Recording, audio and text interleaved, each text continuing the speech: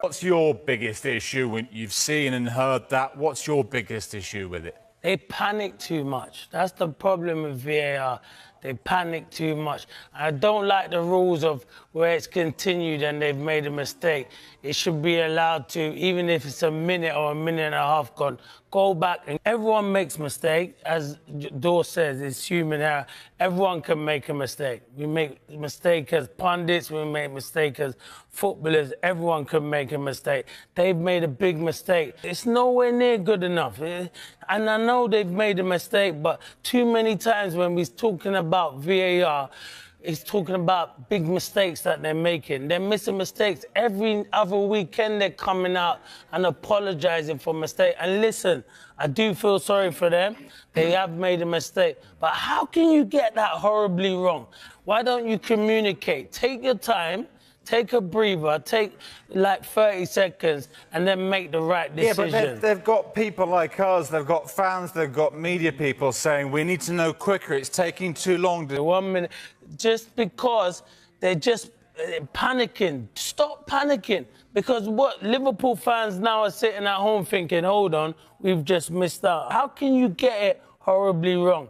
And I understand it's a mistake. Everyone makes mistakes. And listen, he should be able to referee again. But what do they want?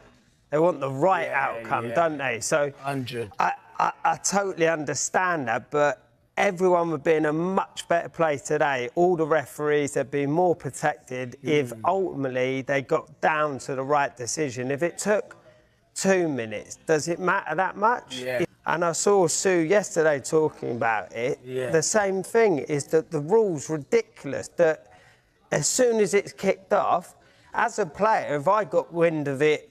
Of the controversial penalty decision against Arsenal FC has reportedly broken his silence and issued an emotional apology after days of intense backlash from fans, pundits, and former players. The incident, which many supporters have described as a daylight robbery, occurred during a high-stakes Premier League clash that left Arsenal players furious and supporters demanding accountability. The moment that sparked the controversy came late in the match when Arsenal appeared to be denied a clear penalty after what looked like an obvious foul inside the box. Replays circulating across social media showed the Arsenal attacker seemingly clipped by a defender, yet the referee waved play on, ignoring the protests from players and the coaching staff. Even more astonishing for fans was the lack of intervention from VAR, which many believed should have stepped in to correct the call. Within minutes, the football community erupted. Commentators questioned how such a decision could stand in the era of video technology, while Arsenal supporters flooded social media accusing officials of bias and incompetence. The decision quickly became one of the most talked about officiating controversies of the season. Sources close to the situation now claim that the referee involved has privately acknowledged the error. According to reports, the official admitted that he may have misjudged the challenge in real time and expressed deep regret over how the moment affected the outcome of the game. The emotional admission reportedly included a plea for understanding, with the referee saying he deeply regrets the incident and understands the frustration of Arsenal fans. While the apology may show humility, it has done little to calm the storm surrounding the match.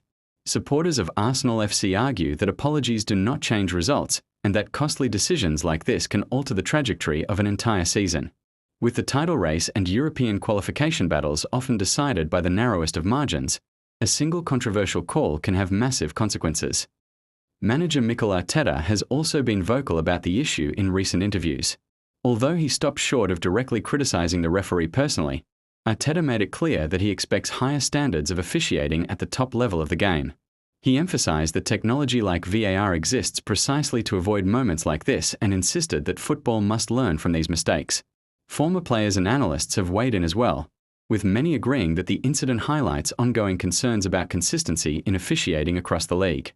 Some pundits have even suggested that referees should face greater transparency and post-match explanations, similar to systems used in other sports.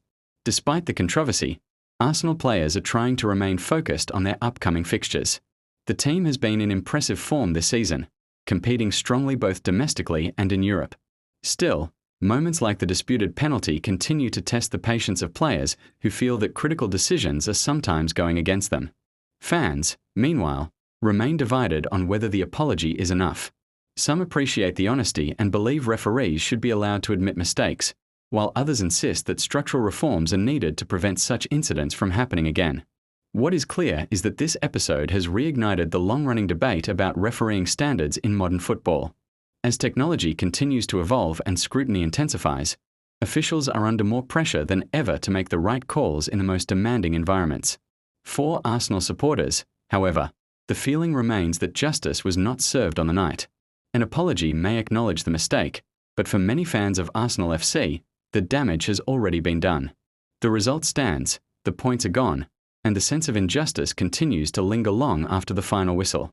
As the debate rages on, one question continues to echo across football discussions everywhere. If VAR cannot correct moments like this, what exactly is it there for?